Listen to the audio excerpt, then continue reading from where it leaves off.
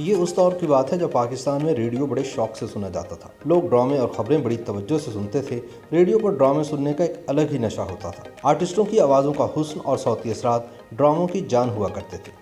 उस ज़माने में रेडियो पाकिस्तान लाहौर से एक दिलचस्प प्रोग्राम दमबाज और दमसाज नशर होता था, जिसे रेडियो सामीन बड़ी दिलजमई से सुना करते थे। कमाल अहमद रिजवी इस रेडियो ड्रामे के मुसन्निफ भी थे और सदाकार भी। इनके साथ एक आर्टिस्ट रफ़ी खावर भी होता था, जो अपनी सादगी की वजह से इस ड्रामे की जान हुआ करता था, और कमाल अहमद रिजवी की चर्ब ज़ुबानी इस ड्रामे का खासा हुआ करती थी। फिर जब मुल्क में टेलीविज़न ने अपने कदम जमाना शुरू किए तो कमाल अहमद रिजवी अलिफ और नून का मज़ाहिया प्रोग्राम लेकर टीवी पर भी आ गए, और ये ड्रामा देखते ही देखते लाखों लोगों की तवज्जो का मरकज़ बनता चला गया।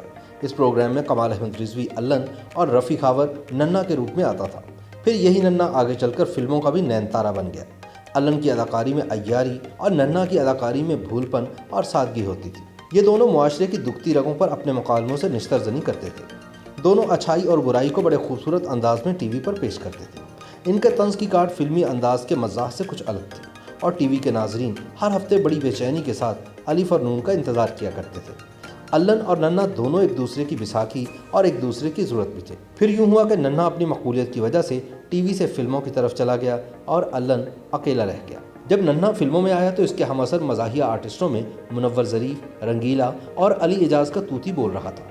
नन्ना की कामयाब एंट्री के बाद अब फिल्मों में मज़ाहिया आर्टिस्टों की ये चौकड़ी अपना रंग जमाने लगी। नन्हा जुगतबाजी के अलावा शेर व शायरी से भी काफ़ी शगुफ़ रखता था, और ऐसे अशार इसको खूब याद होते थे जिनमें हुस्न परस्ती की झलक मिलती थी। इससे अंदाज़ा होता है कि नन्हा हुस्न परस्त भी था, लेकिन एक ख़ास बात यह थी कि नन्हा दिल का बहुत अच्छा था और अंदर से एक भोला भाला इंसान था।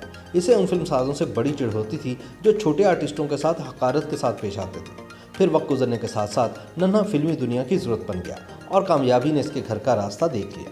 इस दौरान नन्हा की शादी भी हो गई और इसके 3 बेटे भी हो चुके थे। लेकिन फिर यूं हुआ कि इस मासूम को इश्क हो गया, और वो भी एक खरांट औरत के साथ। तब नन्हा शोहरत की बुलंदियों पर था जब एक मक्कार फिल्मी रक्कासा नाजली इसकी ज़िंदगी में दाखिल हुई और इसे ट्रैप कर लिया।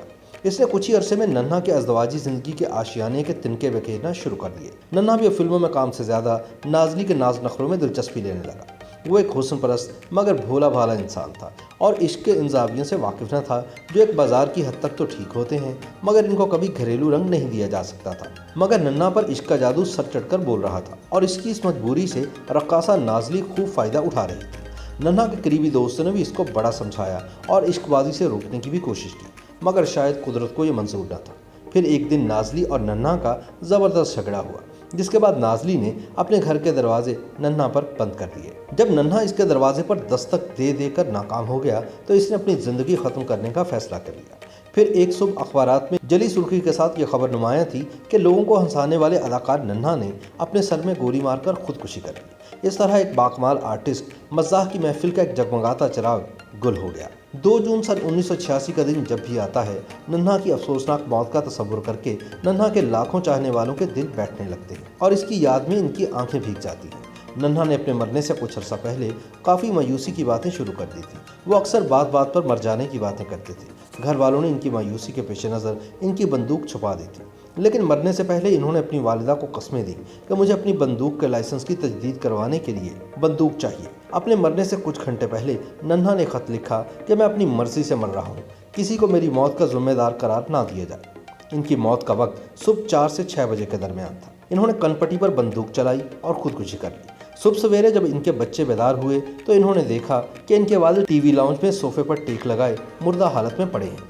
जब नाजली को खुदकुशी का पता चला तो वो ज़ारो ख़तार रोने लगी और बार बार यही कहती रही कि नन्हा, तुमने ऐसा क्यों किया, तुम्हें ऐसा नहीं करना चाहिए था। नाजली को भी ये अफसोस था कि हालात ऐसे बन गए कि वह नन्हा का आखिरी दीदार भी ना कर सकी।